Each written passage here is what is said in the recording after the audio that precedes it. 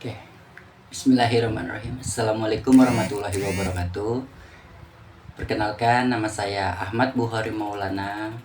Pada hari ini kita akan belajar tentang cara menulis daftar pustaka. Sebelum masuk ke materi, kita harus mengenali dulu apa itu daftar pustaka. Jadi, daftar pustaka ialah daftar sumber atau referensi yang digunakan dalam penulisan karya tulis, seperti buku, makalah, esai, atau tesis. Daftar pustaka ini biasanya ditempatkan di bagian akhir karya tulis. Nah, menulis daftar pustaka ini sangat penting karena ini ialah salah satu cara yang dapat dimanfaatkan untuk menambah kredibilitas tulisan kita. Dengan daftar pustaka, pembaca dapat mengetahui sumber-sumber apa saja yang kita manfaatkan untuk memperkaya sebuah tulisan.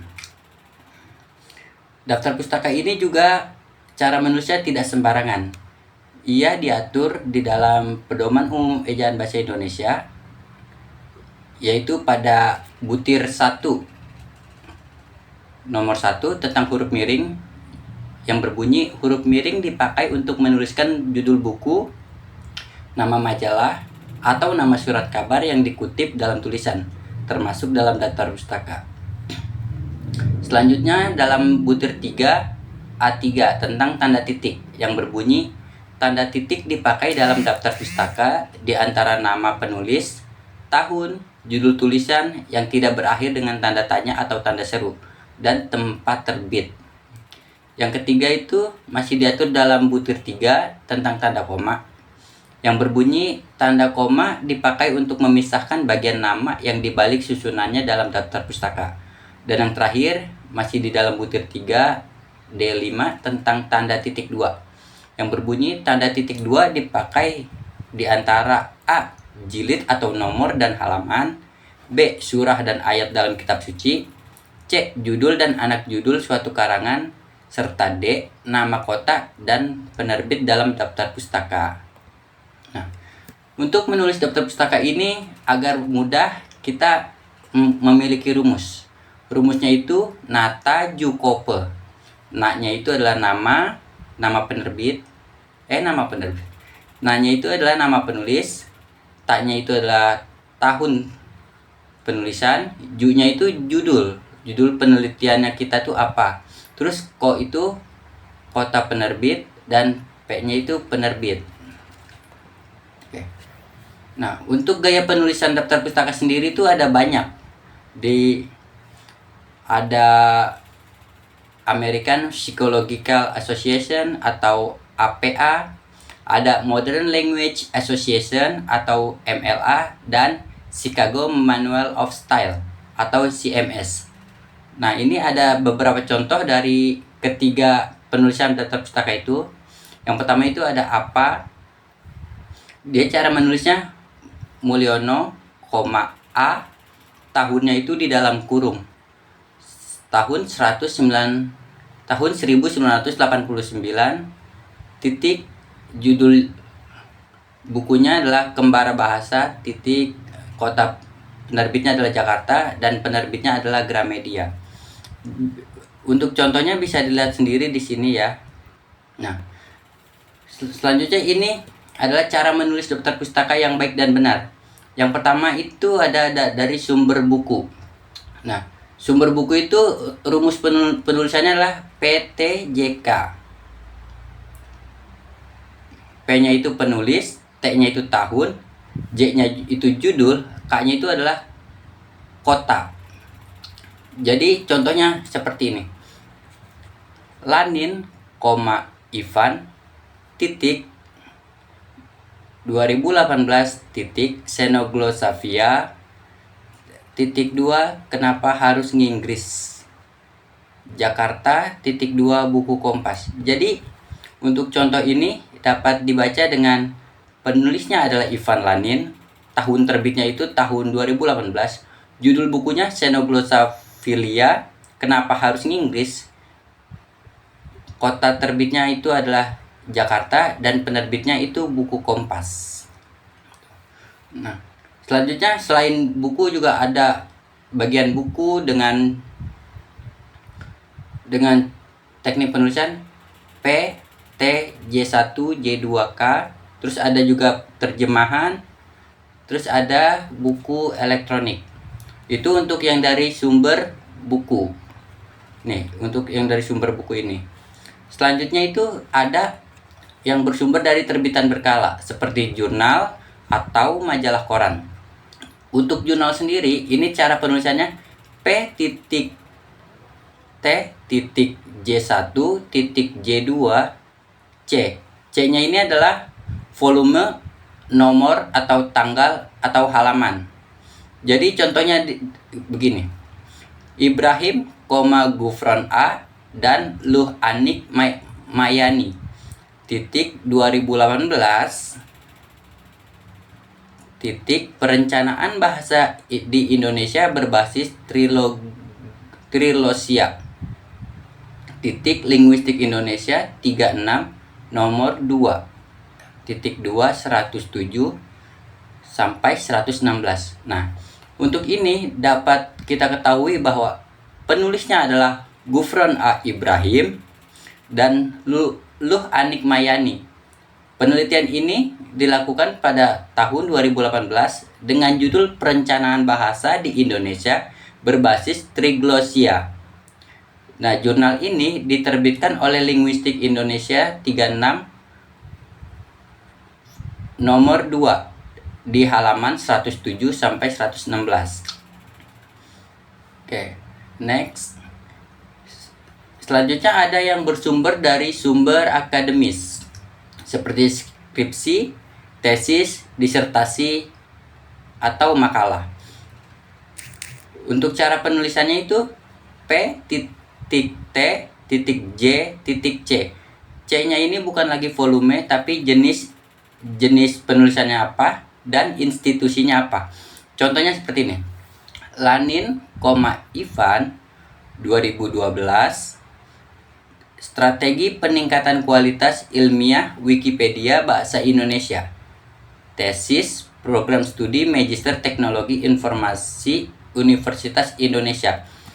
Jadi dari penulisan seperti ini kita dapat mengetahui bahwa penulisnya adalah Ivan Lanin yang ditulis pada tahun 2012 dengan judul Strategi Peningkatan Kualitas Ilmiah Wikipedia Bahasa Indonesia.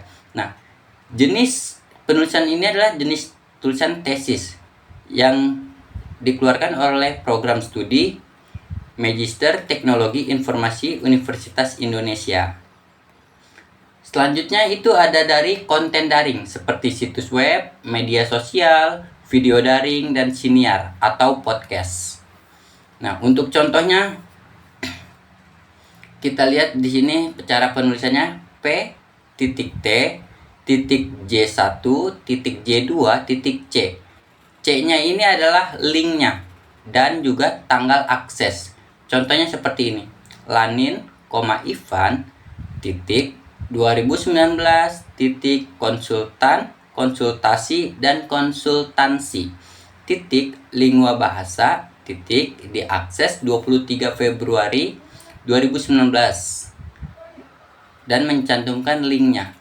Dengan contoh seperti ini kita bisa mengetahui bahwa penulisnya adalah Ivan Lanin yang ditulis pada tahun 2019 dengan judul Konsultan, Konsultasi, dan Konsultansi yang diunggah di laman web Lingua Bahasa dan diakses pada 23 Februari 2019. Berikut adalah linknya seperti itu. Selanjutnya dari sumber multimedia seperti televisi atau radio, film atau video, lagu atau rekaman, dan foto. Untuk televisi atau radio, cara penulisannya J2.J1.C. C-nya ini adalah keterangan stasiun televisinya atau stasiun radionya dan juga tanggal terbitnya. Contohnya Mata Najwa catatan tanpa titik Metro TV 26 Juli 2017. Jadi kita dapat mengetahui bahwa acara televisinya adalah acara Mata Najwa dengan judul catatan tanpa titik yang disiarkan oleh Metro TV pada tanggal 26 Juli 2017. Selanjutnya ada dari sumber tertulis lain seperti ensiklopedia, kamus, laporan, standar, dan kitab suci. Nah, untuk ensiklopedia ini atau kamus, cara penulisannya J2, entry, entry-nya itu entry ensiklopedia atau entry kamusnya, J1 titik K titik C. K ini adalah tanggal diaksesnya dan C ini adalah linknya. Contohnya seperti ini. KBBI daring titik 2018 titik entry-nya kamus titik diakses 23 Februari 2019. Berikut adalah linknya. Jadi dengan contoh seperti ini kita dapat mengetahui bahwa sumbernya adalah berasal dari KBBI daring pada tahun 2018 dengan entry kamus yang diakses pada tanggal 23 Februari 2019 di laman Kemendikbud. Gitu. Selanjutnya ada yang bersumber dari sumber lisan seperti pidato, presentasi, atau kuliah atau wawancara. Untuk penulisannya P.T.J.C. C-nya ini adalah keterangan untuk waktu di mana ia melakukan pidato atau melakukan presentasi. Contohnya seperti ini. Lanin, Ivan, 2018, penulisan tesis dengan bahasa Indonesia yang baik dan benar. Kuliah di Magister Teknologi Informasi Universitas Indonesia pada tanggal 17 April 2018. Nah, ini untuk variasi tulisannya. Kalau ada satu pengarang, nama pengarangnya itu dibalik. Jadi nama belakang dulu, baru kemudian nama depan. Kemudian untuk dua pengarang, itu yang dibalik hanya nama pengarang satunya aja. Contohnya seperti ini. Endar Moko, Eko, dan Uksu Suhardi. Berarti penulis pertama atau pengarang pertama itu namanya Eko Endar Moko. Hanya dibalik kemudian dikasih koma. Dan Uksu Suhardi. Yang nama kedua ini tidak perlu dibalik. Kemudian untuk tiga pengarang, sama seperti yang dua pengarang tadi. Yang dibalik hanya nama pengarang yang di paling awal saja. Seperti ini, Nuradi Felicia, Totok Suhardianto, dan Tendi Sumantri. Jadi untuk ada tiga pengarang itu memakai dan, kemudian di sini pun ada koma. Kemudian untuk lebih dari tiga pengarang itu hanya pengarang pertama, kemudian ditulis dan kawan-kawan. Oke. Untuk tahunnya juga seperti ini. Jika ada tahunnya, untuk buku atau sumber-sumber lainnya itu ditulis tahunnya berapa. Tetapi jika tidak ada tahunnya, kita bisa menggunakan T.T. Untuk judul, edisi atau jilid buku dapat ditambahkan setelah judul. Nomor cetakan dapat ditambahkan dalam tanda kurung. Contohnya seperti ini. Kamus Linguistik edisi keempat, cetakan kedua. Dan Tata Bahasa Baru Bahasa Indonesia jilid 1. Kemudian untuk kota penerbit, nama kota dan penerbit dipisahkan dengan tanda titik 2. Contohnya Jakarta titik 2 Gramedia. Nah, untuk catatan yang seperti tadi kan beda-beda tuh. Nah, catatan ini atau keterangan tambahan itu bergantung pada jenis sumber tulisan tersebut. Oke, terima kasih. Wassalamualaikum warahmatullahi wabarakatuh.